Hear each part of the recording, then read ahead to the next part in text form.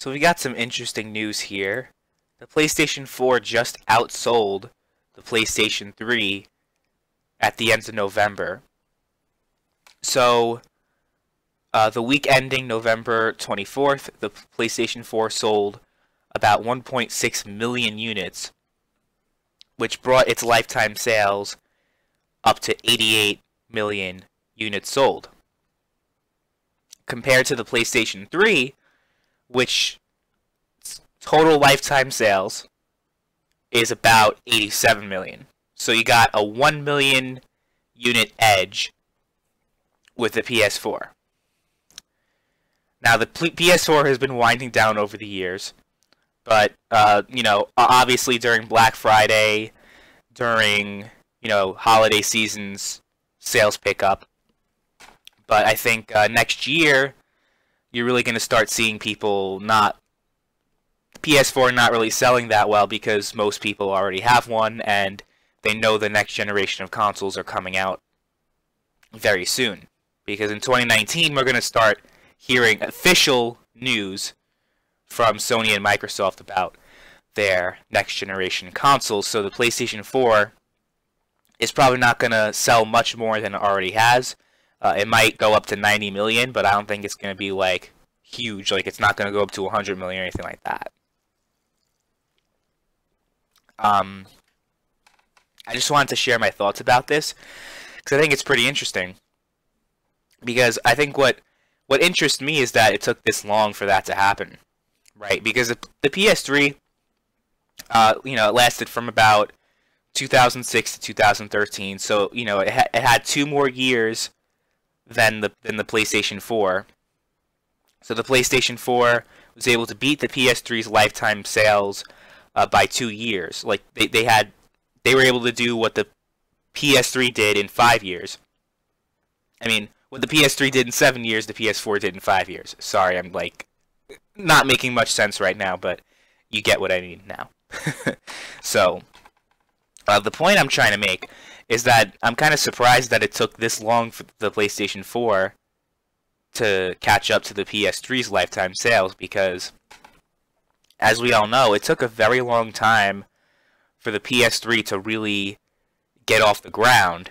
It took about, it wasn't really until 2009 that the PS3 really started selling well and could have been interpreted as a successful console, because during the days of the fat PS3, like 2006, 2007, even 2008, PS3 was really not doing so well. It was too expensive for many people. They didn't really have enticing games on the platform for people to buy the console. But then in 2009, it all changed. The PS3 Slim, I feel, is the one thing that saved Sony last generation. No doubt. Because it was much, yes, they got rid of backwards compatibility and all that, which, personally I didn't like. But I think the benefits definitely outnumbered the negative effects of, no backwards compatibility and all the features that the PS3 Slim took away from the original PS3. It was just a much more reliable, better piece of hardware than the fat PS3. Whoever designed that console, really, I hope they're not working at Sony anymore, because that was just a total failure. But yeah, I mean, it really took a long time for the PS3 to get off the ground. Really, 2009 is when the PS3 really started taking off and really started becoming a real competition to the Xbox 360. And then they started pumping out a whole bunch of exclusives. Uncharted 2, had a whole bunch of games at that time. God of War 3. They were just pumping out so many games. Mag, that 256 player game. Like, they were just coming out with every exclusive that you could think of whatever genre. They were coming out with it. Little Big Planet. There were just so many games for the PlayStation at that point. It was incredible. And yeah, the PlayStation 3 ended up with 87 million units sold at its lifetime. I think it was pretty much neck and neck with the Xbox 360. I'm not quite sure about that. I don't think it outsold the 360. I think that 360 might have outsold the PS3 by a little bit, but not much, like a very small amount. But what shocks me is that when the PlayStation 4 got off, in 2013, it was pretty much smooth sailing the whole time.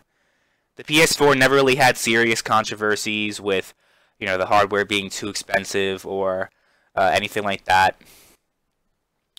The hardware itself was pretty reliable. There was no yellow light of death or anything like that.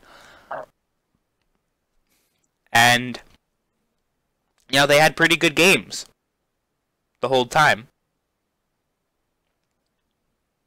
What shocks me is that because, comparing the PS3 and its struggles to the PS4 being pretty much smooth sailing the whole time, and it not even competing, right? Because PS3 and the Xbox 360, that was fierce competition. But the PS4 beat the Xbox One by a long shot. And that's why it surprises me that it took 5 years for the PS4 to beat the PS3's lifetime sales. You know what I mean? I knew it was going to happen eventually. I would have been very surprised if it didn't. But I think I think that's the most interesting piece of this, is that it took until 2018 for this to happen. Considering all the advantages the PS4 had over the PS3 and over competing consoles. You know what I mean? Is there something to take away from that? What do you guys think? Do you think it has to do with the rise of mobile or the rise of PC gaming or something that's kind of slowing down how long it takes for a console to break records? I don't know.